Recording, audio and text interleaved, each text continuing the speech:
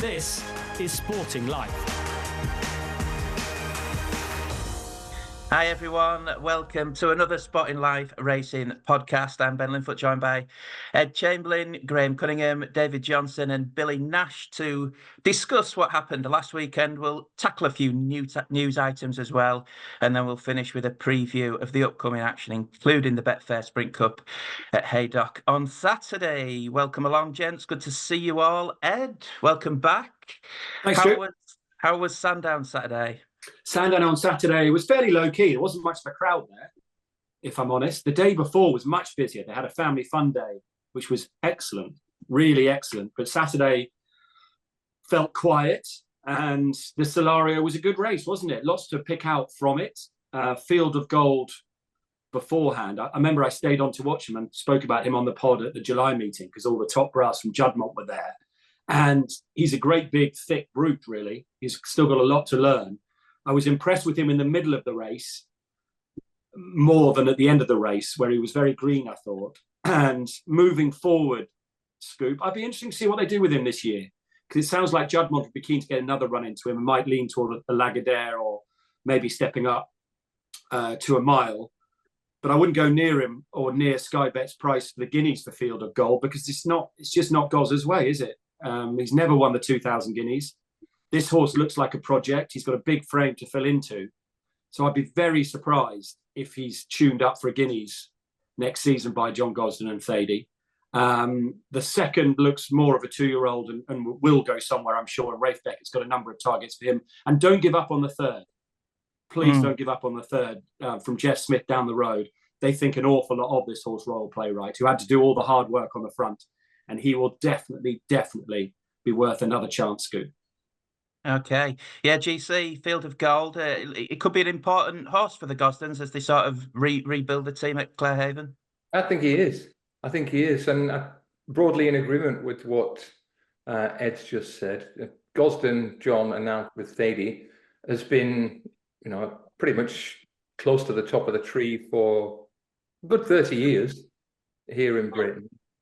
In that time, he's had 1,000 Guineas winner, Lahan, and he's gone relatively close in the 2,000 Guineas, but he's had Kingman, he's had Too Darn Hot, he's had Ravens Pass, he's had Observatory, he's had Palace Pier, and none of them were absolutely primed to perfection so early in the season. That is worth noting. The other thing I would say, and I'm not knocking Field of Gold here, I think he's a smart, promising horse who will make his mark in a good race or two. But I'm right in thinking Gosden had won the Solario with Ravens Pass, Too Darn Hot and Kingman. Bear in mind, Time Form think Field of Gold at the moment is a 104p horse for winning the Solario. Kingman was 112 for winning the Solario, very snugly. Didn't run again at 2. Ravens Pass romped 7 lengths clear, and he ended the year 122 after finishing third in New Approaches Dewhurst.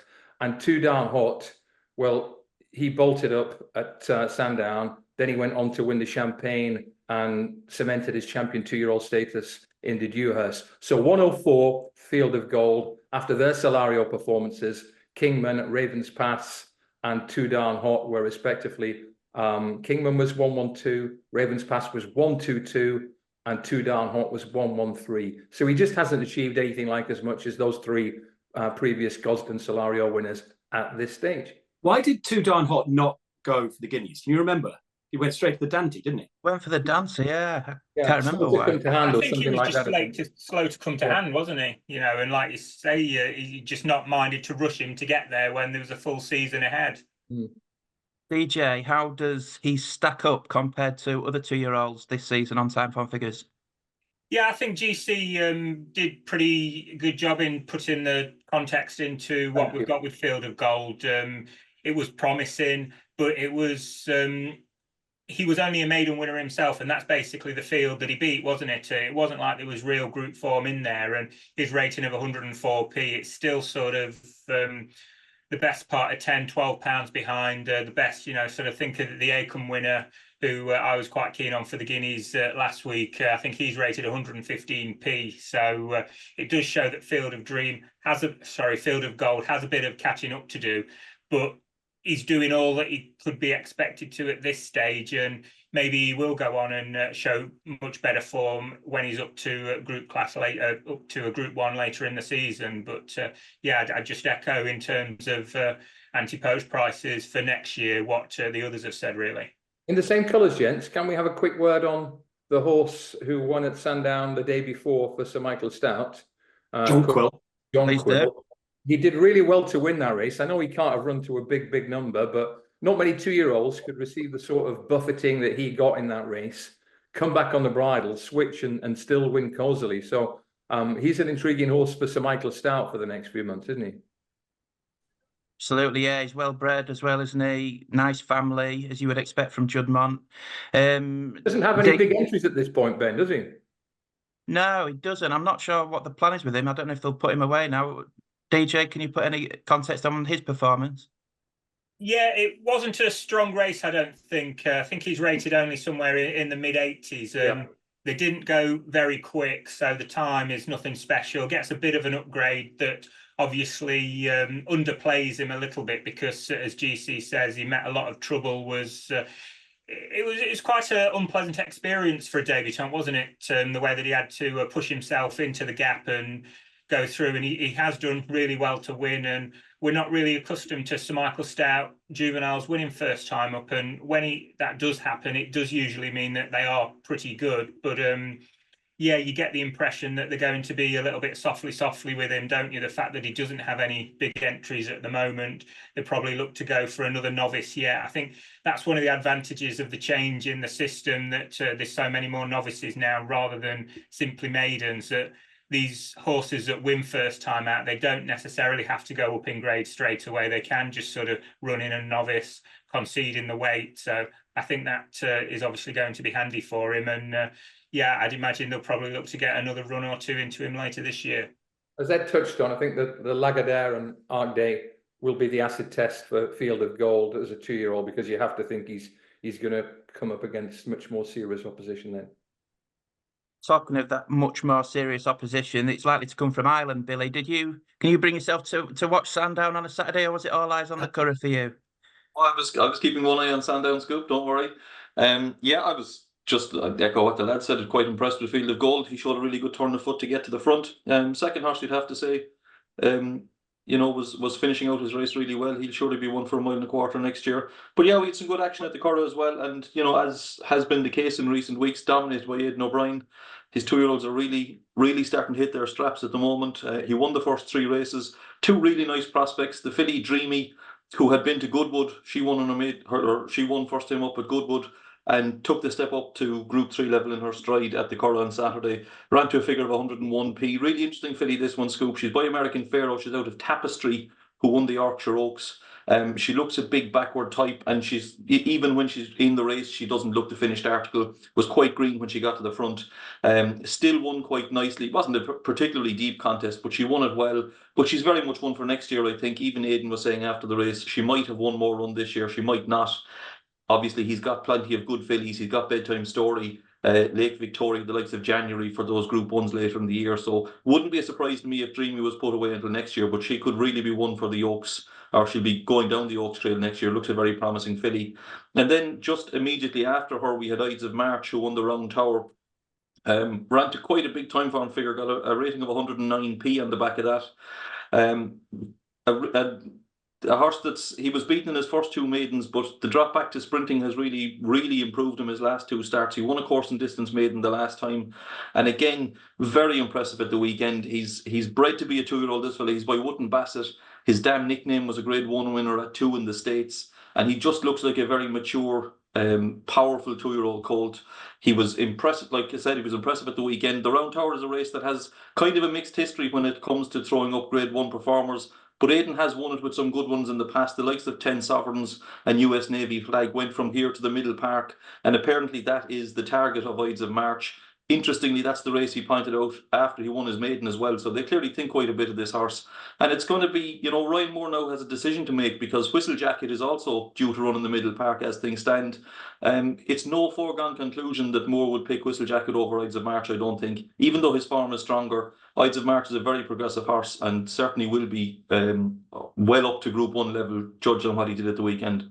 Really, I'm just wondering, has it crossed your mind on Whistle Jacket that he might be the type of horse that they get to the bottom of this year and then maybe even retire him? I've not read or heard anything of that, but it just keeps cropping in my mind that they might be thinking of doing a sort of hit and run for the Middle Park and doing a Blackbeard, if you will.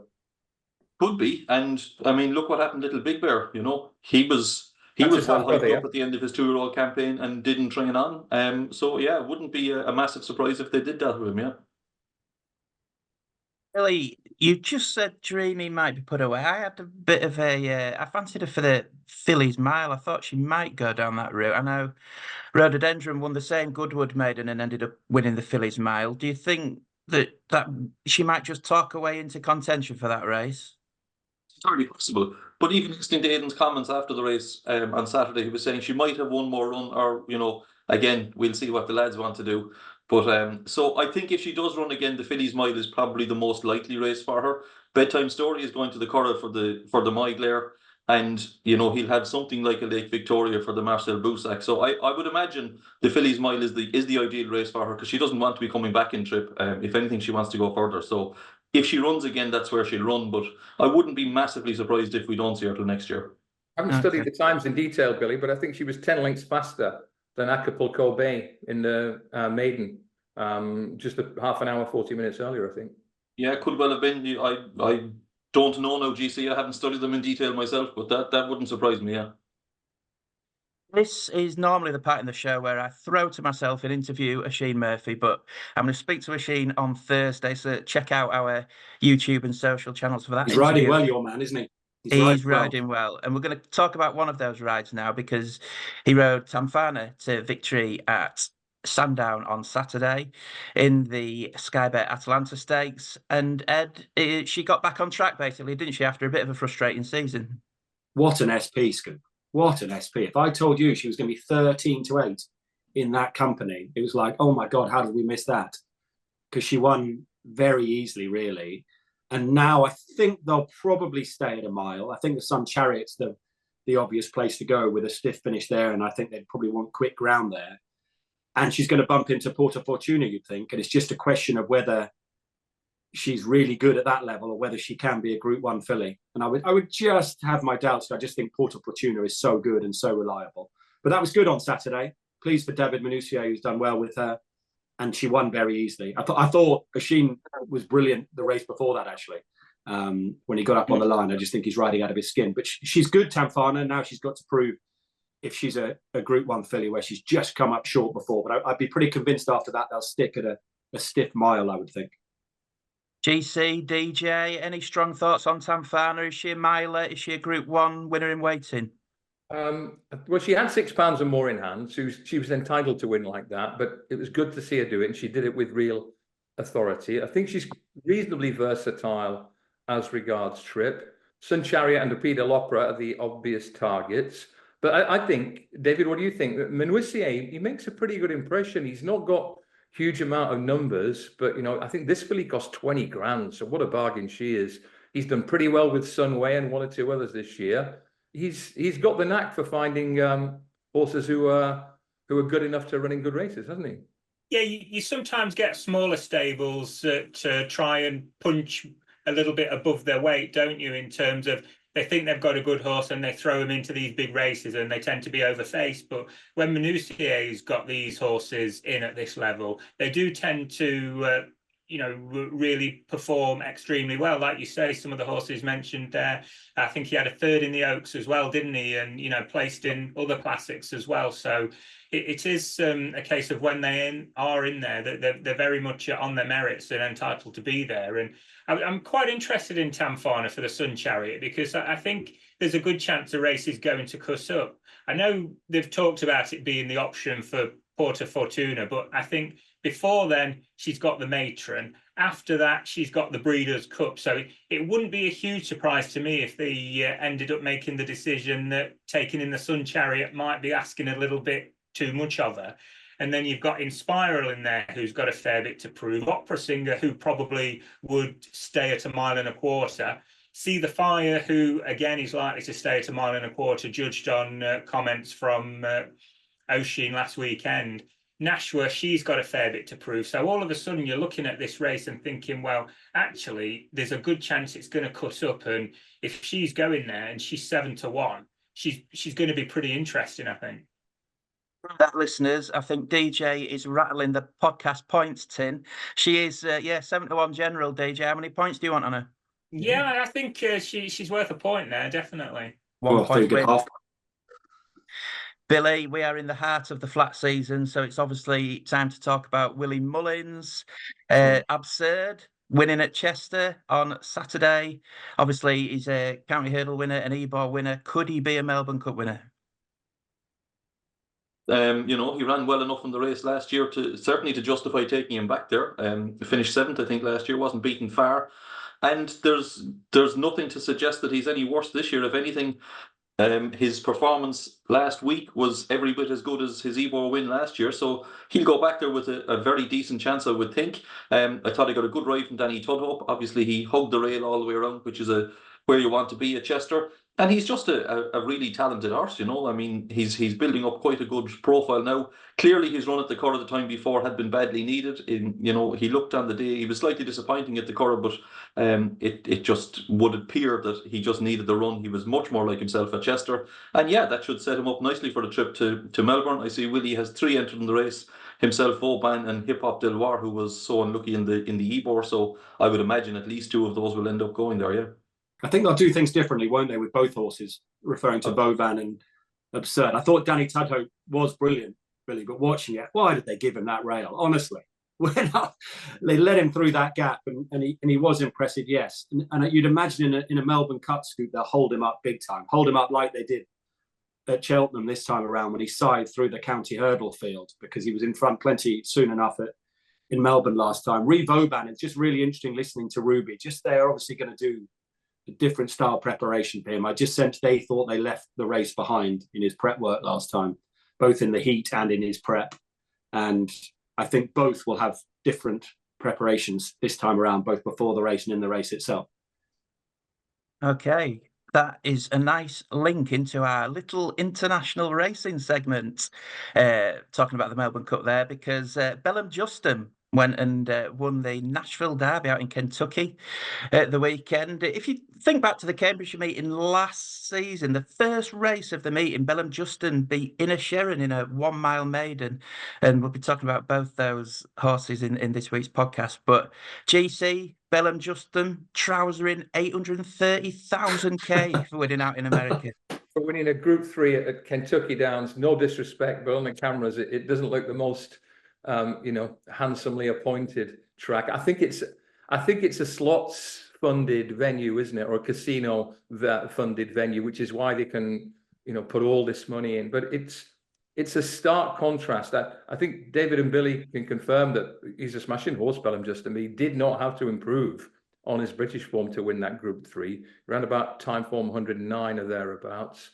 Missed the break, made a big move mid-race, bounded clear under Frankie Layton. Picked up 830 grand, and this was a Group 3, don't forget. Just to put that in context, lads, the only horses he would be behind in Britain with that money transferred to the British table would be City of Troy, Notable Speech, and Los Angeles. He'd be 4th in the prize money list for having gone across to Kentucky Downs and beat up on some very middling American turf horses. So a really canny bit of placement. But whether he's going to, make anything like that sort of money back over here is another question. And it's only going to increase the temptation for good quality British horses to be either sold abroad or have their campaigns tailored completely around races like this one. Yeah, another nice payday for Frankie Dettori as well, who was on board Bellum Justin. And also in Germany, Tiffany won at Baden-Baden, a Group 2, a familiar route for Sir Mark Prescott. trained filly, DJ. What is the end goal, though, for Tiffany? Where do you think we'll see her end up in the autumn? She's getting to that stage now, isn't she, where you're going to think that they're going to feel obliged to have a crack at a Group 1 again with her.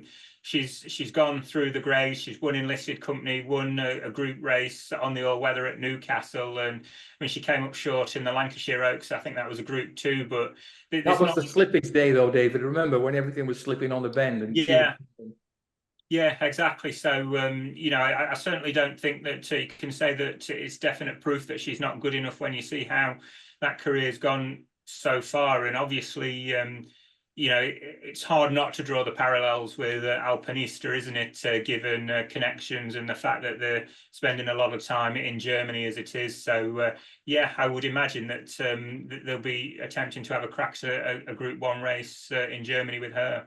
And one more quickie on that Kentucky Downs Group 3. It was worth more than Goliath got for winning the King George. It was worth more than Gus Rodin got for winning the Prince of Wales. It was worth more than Cyprius got for winning the Group 1 Ascot and Goodwood Cups, Skull Cups combined. And it was double what the Eclipse was worth. It's a pretty staggering comparison, isn't it? It really is, yeah. It highlights British prize money. It highlights US turf horses as well, and all of that. So yeah, great placing by Andrew Baldwin. That is the review part of our podcast over. The international segment is done and dusted, but we're on to part 2 now, which I have titled News and Stuff on WhatsApp for the lads. And we're going to kick it off with Autumn Watch. One flat horse each for the autumn, because GC, you mentioned it in your pre-podder notes. There's plenty to chew over, isn't there, in the coming weeks and months? We've got the Air Gold Cup Arc weekend, Champions Day. We must have loads of fancies. So I'm going to come to you first, Billy, because you must have an Irish one up your sleeve. I have kind of a one under the radar scoop. There's loads you could have gone for. I've gone for a Ballydoyle horse, but it's kind of out of left field. He's a horse called Fighter, who is, as you would expect, beautifully bred. He's a colt by Frankel from the family of Trading Leather, who won an Irish Derby. He's out of a Sindar mare, so it's all stamina in that pedigree. He had 2 runs in maidens towards the back end of last year, both times partnered by a 5-pound claimer, didn't cut a whole pile of ice in either race, and ran respectably on his reappearance, finished 3rd in a Limerick maiden, but again, without doing an awful lot. He ran to a pretty middling figure that day. But last time out of the Curragh maiden, blinkers on for the first time, Ryan Moore on for the first time, looked an entirely different proposition from the front, made all, and was going further and further clear in the straight. Now, he's got a mark of 90 on the back of that, which to me looks really exploitable. We've given him a time form rating of 90p, which I think is a bit conservative, but certainly a handicap mark of 90. I'd be amazed if he couldn't defy that somewhere. He's in the Patingo at Leopardstown next weekend, which is 1.5 miles. Now, as things stand, he might not get in. He'll probably need a couple to come out. But look, they'll have loads of options with him now in the end of the year. There's a lot of those valuable staying handicaps, and I'd be surprised if this fella can't defy that sort of mark. So he's one for me, Scoop, Fighter of Aidan O'Brien's. Ben, I'm putting all these down in the personal record book. Fighter, B Nash, that's in there. Sounds like Irish Says Horse maybe could be a more longer-term plan with him. I don't know. Would be, yeah. That's worth a fortune as well, isn't it? Yeah, exactly. It is, yeah. GC, you look ready for this segment? I am. I don't like delayed gratification. I like action this day, correction tomorrow. This is autumn now, isn't it? We can officially say. Yeah. The kids are back at school. The leaves are falling off the trees. Yep. The old fleece is back out the wardrobe. Yeah. Minor and major, Haydock tomorrow. Keep an eye on a horse called the G&C for the Gosdens in a maiden. Well-bred Kingman horse. He's run well in 2 decent races at Sandown. But there's a filly I've been waiting for. I've written her up twice and she hasn't run. I wrote her up strongly for that Good Fillies handicap at Goodwood. She came out because of the ground. I thought she might win that Fillies handicap at York, but she didn't make the 48-hour cut, I assume because of the ground. But she runs at Haydock tomorrow in that Reaper Colour Premier Fillies handicap. She's called Ella Donna. Have a look at her. She's had a hood on for her last 2 runs. She's won both, first at Nottingham, Colsey, then at Salisbury, where she did no more than the minimum, but she really quickened up well, edging a bit right in the hood. I think under Ross Coakley that day. The form has worked out a treat. I think the handicapper should have gone back and had a look at that race and put her up by more than the original 3. and she runs in a pretty warm handicap tomorrow. But Fanshawe is going great guns at the moment, and I think the £3 rise for what she did at Salisbury is really, really handy. So keep an eye on her tomorrow. Ella Donna in the 450 at Haydock with a bit of backup from a GNC in the 340.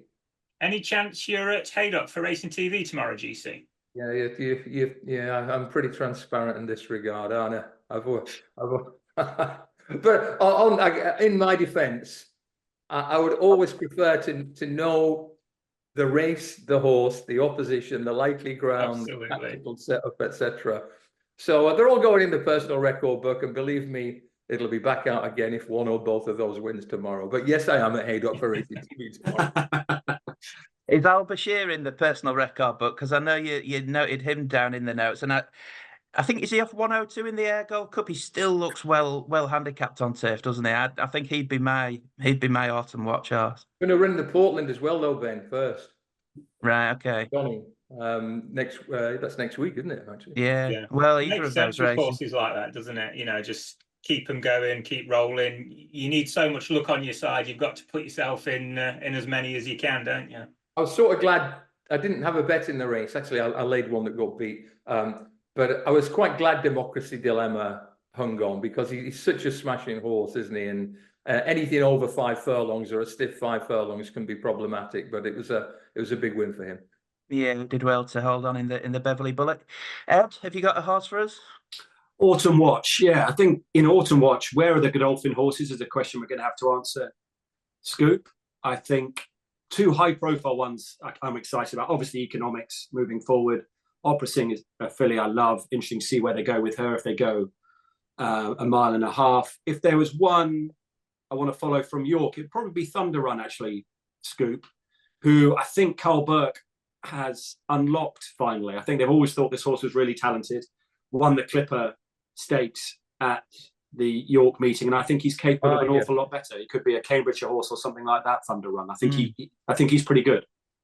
Yeah, he's so lightly raced, isn't he? And still progressing. And they've had their problems with him. I think they've always thought he was really talented, and they've had their issues with him. But I think they might have unlocked him now, and he's capable of better than what we saw even at York. Thunder Run for Ed. Watch out in the Cambridgeshire. And finally, DJ, have you got one for us? Yeah, I mean, the top horse I'm looking forward to seeing most next is Calandagan, on the back of what he did in the Juddmonte International. I just don't think he's got the credit he deserves for running City of Troy as close as what he did, having given that horse a bit of a head start. And it's obviously a little bit up in the air as to where he'll definitely go. But I'd imagine, given he looked so good at Ascot, the Champion Stakes looks the obvious target for him. And I'd have him as favourite over Economics at this stage, and the bookies aren't in agreement. So it's got to be Calandagan for me. Okay, I like it. Nice little Autumn Watch segment there. Right, then let's rattle through a few news items. Ed, I'll come to you first, because we're just talking about Thunder Run there, and Wathen Racing have purchased Fallen Angel from Clipper. Not seen since winning the Irish 1,000 guineas, but it's an interesting transfer. And one I'd love to know more about, Scoop, for a number of reasons. I was very surprised by it, and there must be telephone numbers involved in it, because this horse is so close to not just Steve Parkin's heart, but the family and Fabian in particular, because it was her mum that they lost, who was the apple of their eye, and so on and so forth. So fascinated to know what's happened here, and if what's going to happen in the future, because she potentially could be such a good broodmare and such a big part of the Parkin operation. Whether there's something linked in there, I do not know. I don't know the details of the deal, but I'd love to know more. And I'll be honest, with their emotional attachment to her, I was surprised by this one. And the autumn will be interesting, and then it'll be interesting to see what happens from there. I would just like to know more about the deal involved, and I genuinely don't. Yeah, I think it's an odd one. Let's go round the horn for a minute and guess at the price. It has to be nearer 10 million than 5 for a filly like that, doesn't it? I would put it it depends, GC, if it's the whole caboodle. I mean, right, okay, yeah, true. Because one's got a stud operation at the moment, the others haven't. But well, if it implies that Wathen are now laying down foundations for their own significant breeding operation, then, as you say, it's a story that could have serious ramifications. Yeah, if it is, I would be thinking double figures plus, I must say. Yeah, crazy numbers. there was the French filly that won the Prix de l'Opera, wasn't it? Martin Not the Prix de Plenty. l'Opera. Won yeah, she went for, or they reckon a half share went for 5 million, didn't it? And so you've got to be talking best part of 10 million, like you say. So it's a huge day, Billy, next week when Fallen Angel heads back to Ireland to take on Porta Fortuna in the Matron Stakes, I think, doesn't she? That is, yeah, I think that's the plan. Yeah, so yeah, they're the two best 3-year-old fillies at the moment. So should be a fascinating race. Absolutely. I'm assuming Fallen Angel is going to stay with Carl Buck. They're not going to transfer to Mr. Al Jahani or whatever his name is. What we got That's already done very well for them, hasn't he? So yeah, I think she's definitely staying at Carl Burke's. GC, Callum Shepherd, appeal. He's had his 18-day ban quashed after citing loss of balance at Kempton after initial charge of failing to ride out. What do you make of this story? Well, I'll be very brief and hand it to David, because David, I know, has got one or two interesting points on the way this Shepherd's Delight case has developed. But it's very unusual. I would say minor hats off to both James Doyle and Shepherd for their skillful advocacy in two intriguing cases that happened within 24 hours of each other. But I don't think it's stretching things. Tell me what you think, lads, to suggest that the BHA have somehow contrived in different ways to end up with not one but two highly questionable outcomes here. I really admire Callum Shepherd, good jockey, really interesting character. But the way he has approached this appeal, and remember, I think this is a key point, we await the written reasons, but the appeal is a completely fresh hearing. It's the first hearing has nothing to do with what happens at the second. And David, he seemed to have turned completely turtle in terms of his logic when he went to the appeal, Mr. Shepherd. I think that's the real interesting point. It's like, obviously he was quite vocal shortly after it happened to suggest that he hadn't done anything wrong and hadn't stopped riding. And then it seems that on the appeal, he's actually taken a slightly different tack, and one that perhaps is crucial in terms of his ability to win the appeal, given what we saw at Windsor a couple of days before this Kempton race, in that he said, well, okay, I did stop riding a little bit, or I had to because I was becoming unbalanced. And I think this is what then becomes so difficult for the stewards, because how can the stewards who aren't in the heat of the battle, aren't on the back of the horse that's traveling at the best part of 40 mile an hour, how can they dispute what he's saying? Because you just, when you're watching it on visual evidence, you can't see that there's any notable thing that he's done wrong. And all in all, it does seem to me to be a victory for common sense, because such a harsh punishment for such a minor infraction, if even there was any, I think, maybe that's what we need to be looking at, whether these jockeys that are doing slightly things that aren't huge things wrong. One of the points that I find interesting is that he was down for an 18-day ban for something like this, which was very, very minor. And that's more than you get for some of the non-trier infringements. And that just doesn't sit right with me. So I think overall it's the right thing, but whether it's been and come about the right way, I'm not so sure. I think you've hit on something important there, DJ, because if you're a steward now, it won't, but say that something like this happened tomorrow. If you're a steward now, you've got a head full of absolute mince, haven't you? I mean, what the hell do you do? Yeah. And this is where, and we've talked about it endlessly with regards to whip. It's why I would always advocate taking the heat out of the situation, be it Windsor, Kempton, wherever it is. Yes. Take the heat out of the situation, stewards, and refer it. And then you can look at it when the heat's been taken out of it in the cold light of day. That, for me, is the way forward. But GC, I've got to ask you, with your Hong Kong experience, they must look at us with an incident like this and just laugh, don't they? Well, it's interesting you mentioned that. Leaving aside that some people would suggest that stewards have a head full of mince, full stop. That's just a joke, by the way. There was a very similar case to this in Hong Kong about November last year, I think, where Vincent Ho, it's exactly the same as Callum Shepherd's, appears to just stand up a stride and a half before the line. And it ends up in a dead heat on a horse called Capital Delight, I think, for Casper Founds. I think he got 10 meetings to begin with, and I think he appealed it and pleaded it down to 7. But the offence was the offence in their eyes. If you stop riding in any visible way, you are in serious trouble. And 10 meetings in Hong Kong is effectively 5 weeks of your career. 7 meetings is 3.5. But they would take a different view on that. The other point I'd like to make stems from what David and Ed have both said. I think a referee, and the stewards are the referees of horse racing, at some point they have to say, I've heard your evidence. Thank you very much for that. You've argued an interesting case. And I've watched the video again. And mate, I think you mistook the line. You're gone. And I think at some point the stewards need to assert themselves, because if you are establishing a precedent where if the rider says, well, I lost my balance, it's a floodgates job. Everyone will be rocking up in the steward's room. And if you can't gainsay that, then some notable offences will go unpunished. So I think between Doyle and the Shepherd thing, you could make a strong argument that the BHA, first on the day at Windsor and second in the appeal room the other day, have come to verdicts that are really questionable. Okay, I think we'll have to have a sort of a disciplinary panel for these, serious incidents like these, or so-called serious incidents like these. So your stewards on the day can hand out minor bans, 2-day, 4-day, whatever, but anything that's half serious like this should automatically be referred to a disciplinary panel, let's say. That's something like like what I the whip, believe. I think that's a very good point. One other thing I've mentioned in the past, and I don't think it'll come in, but I think it would concentrate a few minds. I'm not talking major here. I'm talking minor fines of a couple of £100.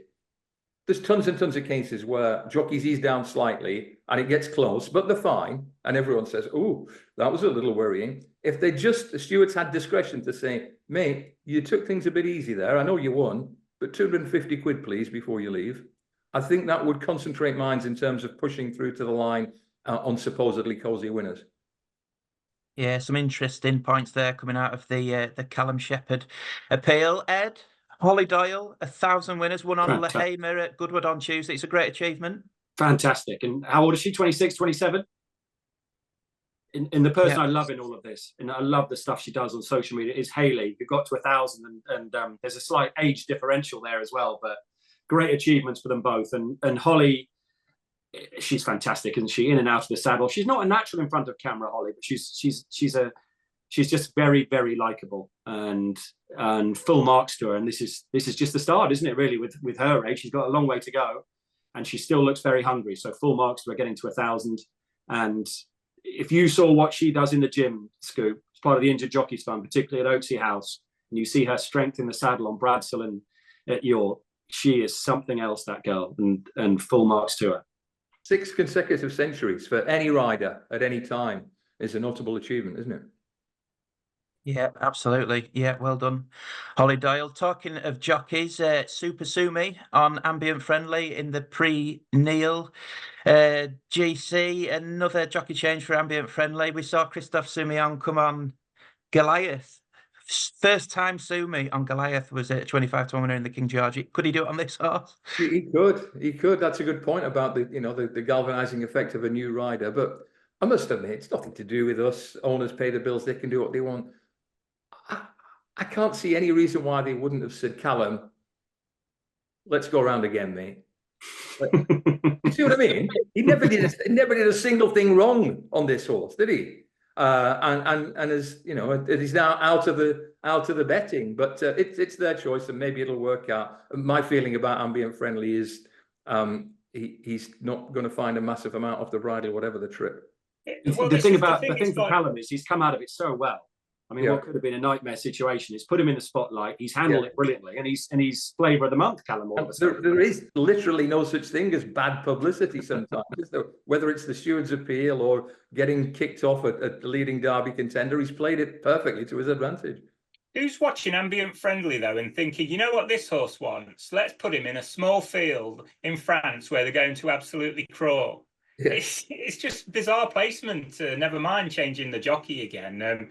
Why not in the September Stakes this weekend, or the Cumberland Lodge at Ascot, where they're likely to get bigger fields and go a better gallop for him, and probably come up against less stiff opposition. And I mean, I know they're talking about it being a drop in grade, but it's the ARC trial, and you got proper French horses that are likely to be going for the Arc after that. So I don't think it is much of a drop in grade for him. So yeah, I was surprised by the placement, really. Enjoyed Tom Fanshaw's quotes. He said, I was asked by the owners to get a French jockey for Ambient Friends in the next race in the Prix, so we've booked Belgian Christophe Soumillon. You can tell who's making the decisions in the season for that horse. Yeah, absolutely. Let's just quickly talk about the Arc, because we saw a story in the Racing Post saying France Galop set for a discussion to get geldings in the Prix de l'Arc de Triomphe. What do we think to this story, gents? About time, surely, isn't it? But am I right in thinking, Scoop, that this is for 2030? Is that when they're aiming to bring it in?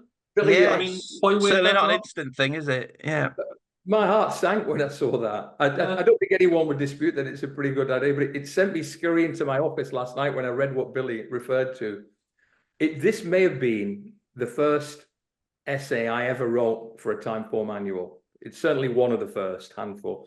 And it was on a horse called Bedtime.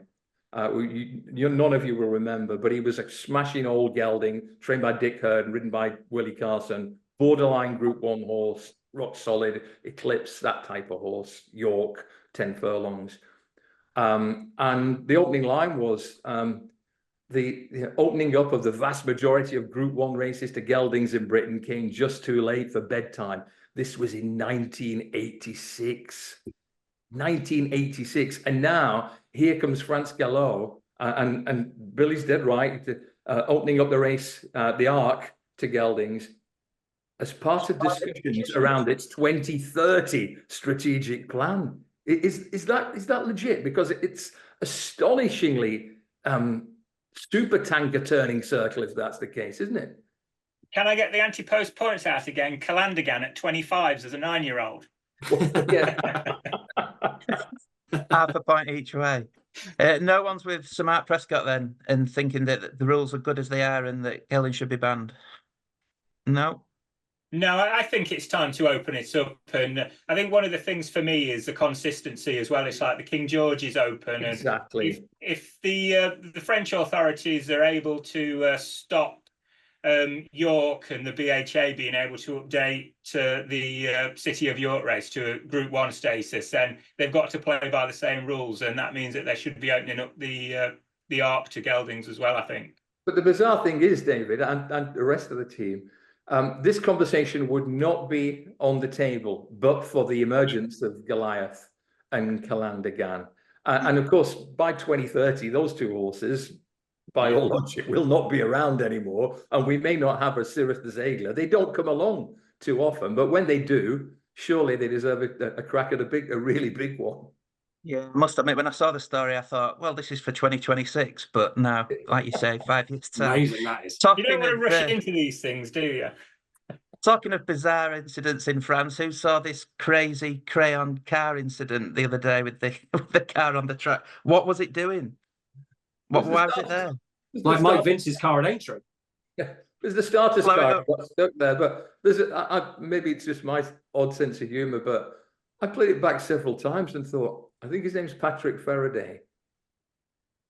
How do you call that race and not mention, the horses go by on either side of the car, by the way, but one on the far side, handful on the near side, just avoiding completely disaster, and not mention that there is a literal car just parked right in front of the bloody fence. It's sort of impossible to do that, isn't it? Yeah, that is amazing. At least you've explained it, GC. I didn't know it was the start. It's not a green car, it's a white one. Yeah. I thought it might be some French Siennas or something, but I didn't know that. He ignores it completely, does he? He didn't mention it, did he? That's amazing. No, just carried on. I'd love to cherry hand on that. It'd be brilliant. Billy, you said there's a bizarre incident in Ireland to talk about as well. Yeah, a slightly unfortunate one, Scoop. There was a claiming hurdle in Ireland last week.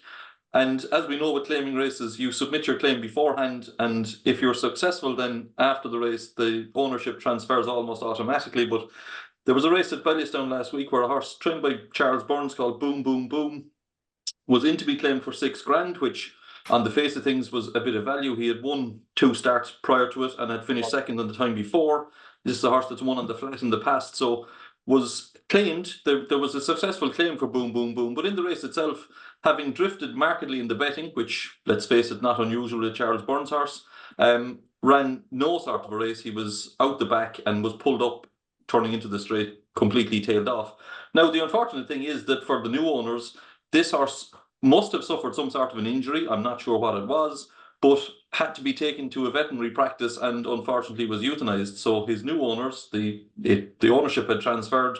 They've paid $6,000 for this horse and they've ended up with precisely nothing. So, you know, it's a claiming race. So you pay your money, you take your chance. But I mean, that's hard luck in anybody's language, you know. That is a bizarre way to lose do we know £6,000. at what point the claim went in? Surely there's a legal case here, because it's all about timing of the claim, isn't it? Surely. Well, that's the thing with claiming races. You submit your claim beforehand. Oh, Jesus. Yeah, so you claim them before the race, and then now I'm sure if something actually happened in the race, the claim would be cancelled. But because it didn't, and because the race was over and the claim was deemed to be successful, then the ownership transfers automatically. So, yeah, it was just one of those bizarre, unfortunate cases.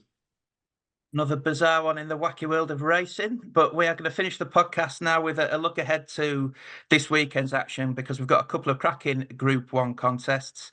Starting in England at Haydock, the Betfair Sprint Cup Stakes Group 1.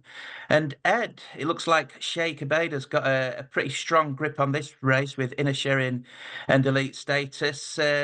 Which one would you be going with out of those two? Elite Status without hesitation. A grip, possibly, but a loose grip, I would describe Scoop, because it's a good race. There's lots of interesting horses in the race, but I'm quizzing Inner Sharing what went wrong last time at Newmarket, whilst Elite Status, I think, is capable of an awful lot more. And we've mentioned on here, after the Hackwood at Newbury, Carl Burke was at pains to say the issues they have with the horse, but also what I thought was interesting is he clearly wasn't tuned up for that day at Newbury, where I thought he was still pretty impressive. So potentially, I think there's an awful lot more to come from this horse, who they've also always thought so much of. What I want to hear before the points come out, Scoop, is an interview with Carl Burke. Try and speak to him if you can over the next couple of days, GC. I'll be up there Friday afternoon. And just to see what kind of preparation Elite Status has had. Because if they've had a clear run with his legs and his feet, and he is tuned up for Saturday, I think he's got a massive chance at 5 or 6 to 1 for the Sprint Cup. And I would have no hesitation in pointing towards Elite Status, Scoop. Yeah, he's a horse that goes well off little breaks as well, doesn't he? He can go well fresh, as he's shown. His breaks have been enforced with the problems they've had. Yeah. I just want to know that they've had a clear run with him, which they haven't often had. And he's often been a non-runner, and they've had these problems with him knocking into himself. If they've had a clear run, I think he's a huge, huge player. But I don't know right now whether they've had that.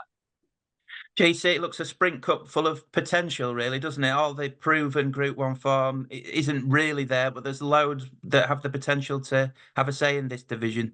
Yeah, we haven't got dominance from any 5 or 6 furlongs in the sprinters, but we do have, as me and David keep saying, incredibly competitive races with not much between a handful of runners. Now, it's drizzly here in the northwest today, but I don't think there's going to be a right lot more rain between now and the weekend. So I think there's a fair chance it'll be an even deck, good ground even. Inner Sharing looks so good in the Commonwealth Cup, and I cannot make a case for a horse like Lake Forest reversing the form with a peak form Inner Sharing. But as Ed said, he ran just an okay race at best. It was a bit lifeless, wasn't it? Yeah. Kevin Ryan thinks it was a combination of the undulations and a bit of ease in the ground, etc. But I expected better. But I'm sure he'll bounce back. I think Carl Burke has another interesting horse. I think Swing Along is slightly underrated. Buick has been booked because Clifford Lee will be aboard Elite Status.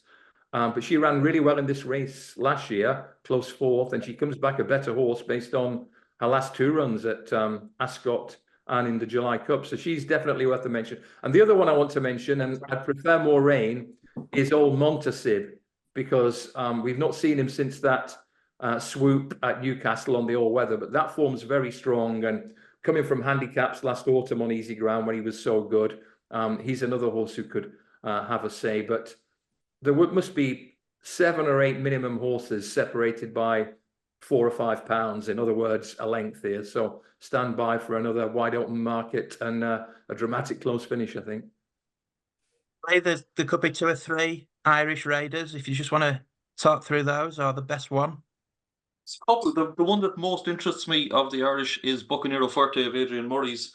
Again, a little bit like Elite Status, this is a horse that has had an interrupted campaign, hasn't gone according to plan. Of course, he's a Group 1 winner from last year and started off the season really well, winning the Lacken Stakes at Naas on his reappearance. Now, that form has actually worked out quite well. He gave weight and a beating on that occasion to give me the Beat Boys, who might reoppose on Saturday. He won a Group 3 at the Curragh on his last start.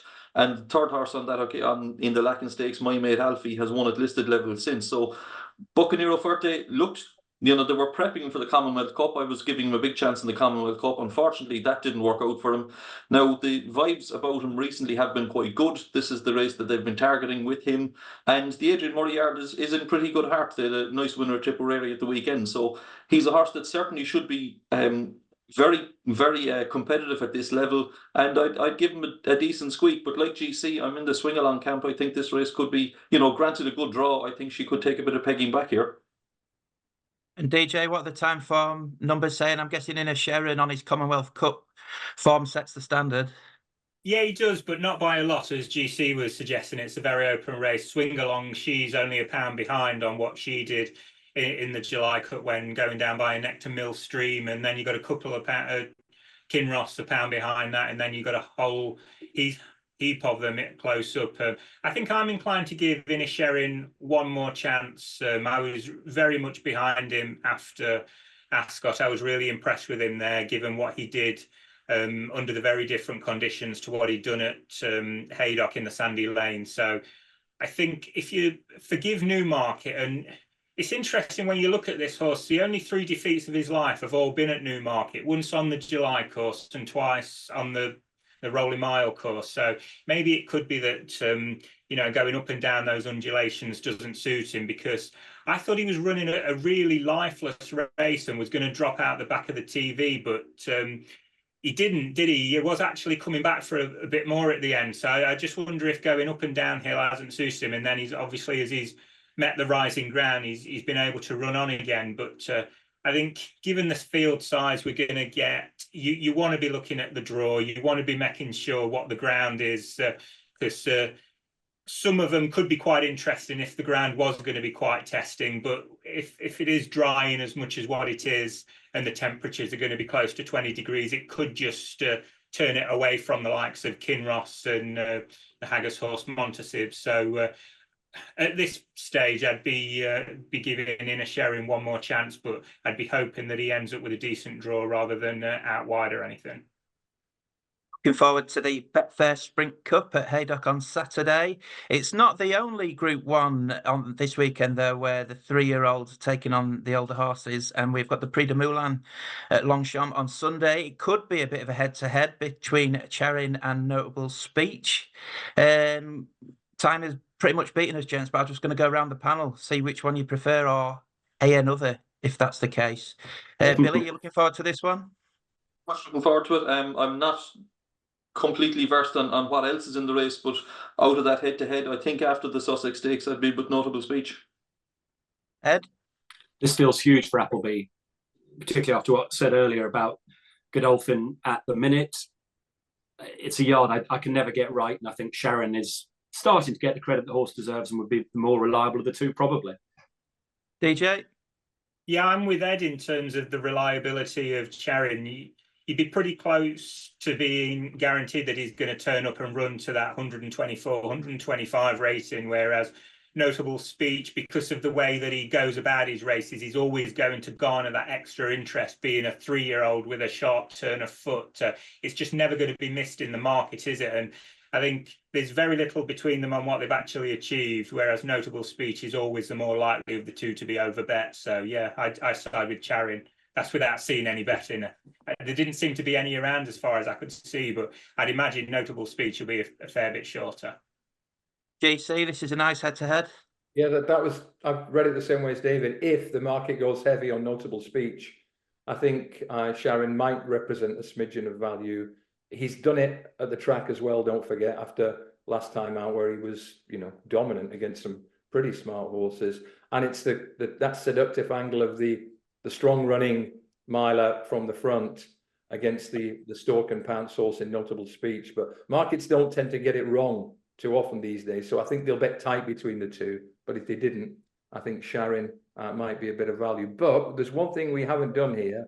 They're all in a personal record book. The horses to follow for the autumn, to reiterate: Billy Nash, Fighter. Me, Elladonna, Haydock Tomorrow.